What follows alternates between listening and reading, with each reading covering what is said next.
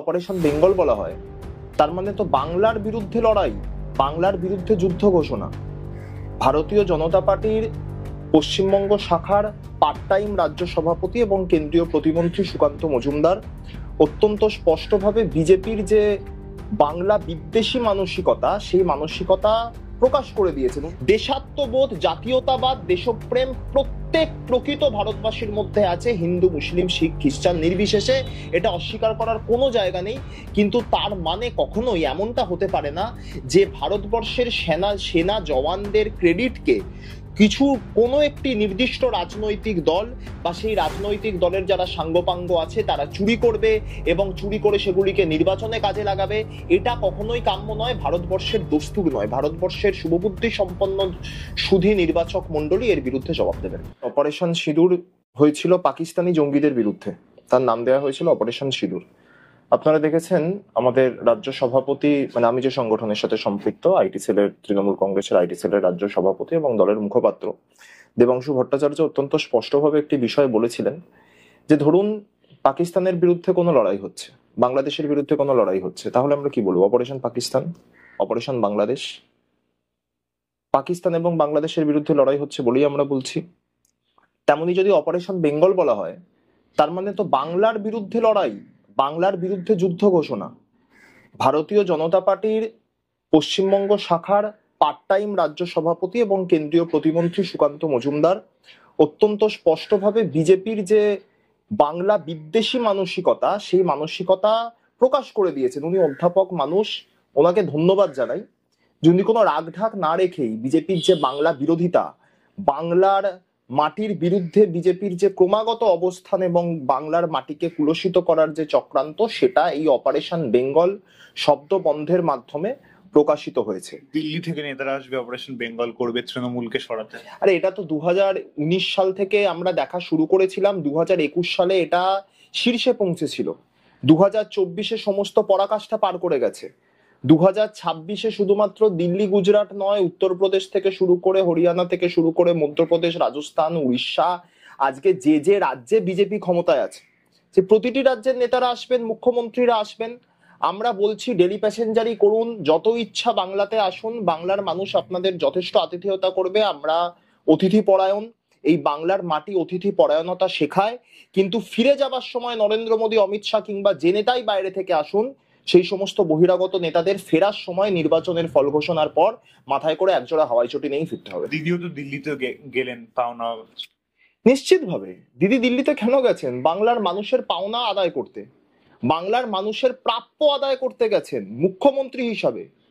তিনি রাজনৈতিক সফরে ডেলি প্যাসেঞ্জারি করেননি। আমরা দেখলাম ভারতীয় জনতা পার্টির সভা হলো আলিপুরদুয়ারে, দেশের প্রধানমন্ত্রী এলেন, সেখানে যারা স্বেচ্ছাসেবক, ওটা তো বিজেপির রাজনৈতিক সভা ছিল, কোনো প্রশাসনিক সভা তো ছিল না। আমার কাছে প্রমাণ আছে, স্বেচ্ছাসেবকরা তাদের যে স্বেচ্ছাসেবকের পোশাক, সেই পোশাকের পিছনে আমি আপনাকে পাঠিয়ে দেবো। আমি বলছি, আপনারা যখন আপনাদের পোর্টালে এটা টেলিকাস্ট করবেন, আপনারা আমার কথার সাথে সেই প্রমাণটা দিয়ে দিন যে ওই সভায় বিজেপির স্বেচ্ছাসেবকরা তাদের পোশাকের পিছনে অপারেশন সিঁদুর লিখেছিল। একদমই তাই দেখা। এবং এই যে প্রবণতা, সেই পুলওয়ামা এবং বালাকোট থেকে শুরু হয়েছে। আমরা এটার বিরোধিতা করছি। আমরা বলছি অপারেশন সিঁদুর করেছেন ভারতবর্ষের বীর বীরাঙ্গনা সেনা জওয়ানরা, নেতৃত্ব দিয়েছেন ভারতবর্ষের বীরাঙ্গনা সোফিয়া কুরেশি এবং ভ্যামিকা সিং, এবং যারা বর্ডারে এবং বিভিন্ন প্রান্তে, যাদের জন্য আমরা উৎসব উপভোগ করতে পারি, যাদের জন্য আমরা দুর্গাপুজোয় দিনরাত নিশ্চিন্তে আনন্দ করতে পারি, যাদের জন্য এই আগামী কালকে ঈদ, যদি আমি খুব ভুল না করি, সেই ঈদে আমাদের ইসলামিক ভাই বোনেরা যাদের জন্য কার্যত শান্ত মাথায় তাদের উৎসব পালন করতে পারবেন, যাদের জন্য আপনি আমি বাড়িতে রাত্রিবেলা শান্তিতে ঘুমোতে পারি, তাদের ক্রেডিট কিছু কিছু রাজনৈতিক ব্যক্তিত্ব, যারা ক্রেডিট চোরের আখ্যা বিগত দিনেও পেয়েছে, তারা সেনাবাহিনীর ক্রেডিট প্রতিবার চুরি করবে, এটা হতে পারে না। একেবারে একটা একটা স্পষ্ট প্রশ্ন, সামনে বিহারে ইলেকশন রয়েছে, তারপরে পশ্চিমবঙ্গে ইলেকশন। এই অপারেশন সিঁদুরকে কি বিজেপি একেবারে, আমরা দেখলাম অভিষেক ব্যানার্জি যখন বিদেশের মাটিতে পাকিস্তানের সন্ত্রাসের মুখোশ খুলছে, তখন কিভাবে প্রধানমন্ত্রী নরেন্দ্র মোদী এবং বিজেপি একেবারে প্রকাশ্যে এইভাবে তৃণমূলকে আক্রমণ করছে অপারেশন সিঁদুরকে ব্যবহার করে। আমি তো এটাই বললাম যে অপারেশন সিঁদুরের রাজনীতিকরণ কখনোই গ্রহণযোগ্য বা কাম্য নয়। আমরা এটা ভাবতে পারি না, স্বপ্নেও ভাবতে পারি না। দেখুন, বালাকোট এয়ার স্ট্রাইক নিয়ে কিছু প্রশ্ন তখন বিরোধী রাজনৈতিক দল যারা ছিল তারা তুলেছিলেন, তো অপারেশন সিঁদুর নিয়ে তো কারোর মধ্যে কোনো প্রশ্ন ছিল না। এবং সোফিয়া কুরেশি আর ব্যামিকা সিংদের যে সাংবাদিক সম্মেলন বিক্রম মিশ্রিকে সঙ্গে নিয়ে, সেই সাংবাদিক সম্মেলন থেকে তারা সর্বস্বটা স্পষ্ট করে দিয়েছিলেন।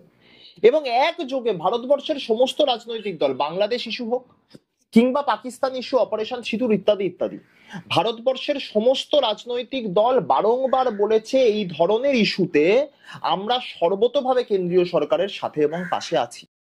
কিন্তু তারপরে যখন বিরোধী রাজনৈতিক দলগুলি কেন্দ্রীয় সরকারকে নিঃশর্ত সমর্থন জানাচ্ছে, তারপরে কেন এই বিষয়টি নিয়ে এরকম কুৎসিত রাজনীতিকরণ করার চেষ্টা করা হলো? আর একটা স্পষ্ট একেবারে সেই সময়টাই বেছে নেওয়া হলো যখন অভিষেক বন্দ্যোপাধ্যায়, তৃণমূল কংগ্রেসের যে সভাপতি রয়েছেন অভিষেক ব্যানার্জি, তিনি যখন বিদেশের মাটিতেই পাকিস্তানের বিরোধিতা করছে, ভারত সরকারের প্রতিনিধিত্ব করছে, সেই সময়টাকেই বেছে নেওয়া হলো।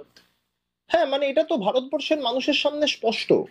এবং ভারতবর্ষের মানুষ, আমার বিশ্বাস, শুধুমাত্র বাংলা নয়, দেশের বিভিন্ন প্রান্তে, যেমন আপনি বললেন সামনে বিহারের নির্বাচন, দেশের বিভিন্ন প্রান্তের মানুষ তারা এটার সমুচিত জবাব বিজেপিকে দেবেন। যারা অপারেশন সিঁদুর নিয়ে রাজনীতি করবে, সেটা ভারতীয় জনতা পার্টি করুক বা এবিসিডি যে কোনো রাজনৈতিক দল করুক, তারা এর জবাব পাবে। কারণ 2019 সালে মানুষ যে বিভ্রান্তিতে ছিলেন, সেই বিভ্রান্তি আজ কেটে গিয়েছে, এটা স্পষ্ট। দেশাত্মবোধ, জাতীয়তাবাদ, দেশপ্রেম প্রত্যেক প্রকৃত ভারতবাসীর মধ্যে আছে, হিন্দু, মুসলিম, শিখ, খ্রিস্টান নির্বিশেষে, এটা অস্বীকার করার কোনো জায়গা নেই। কিন্তু তার মানে কখনোই এমনটা হতে পারে না যে ভারতবর্ষের সেনা জওয়ানদের ক্রেডিটকে কোনো একটি নির্দিষ্ট রাজনৈতিক দল বা সেই রাজনৈতিক দলের যারা সাঙ্গপাঙ্গ আছে তারা চুরি করবে এবং চুরি করে সেগুলিকে নির্বাচনে কাজে লাগাবে। এটা কখনোই কাম্য নয়, ভারতবর্ষের দস্তুর নয়। ভারতবর্ষের শুভবুদ্ধি সম্পন্ন সুধী নির্বাচক মন্ডলী এর বিরুদ্ধে জবাব দেবেন।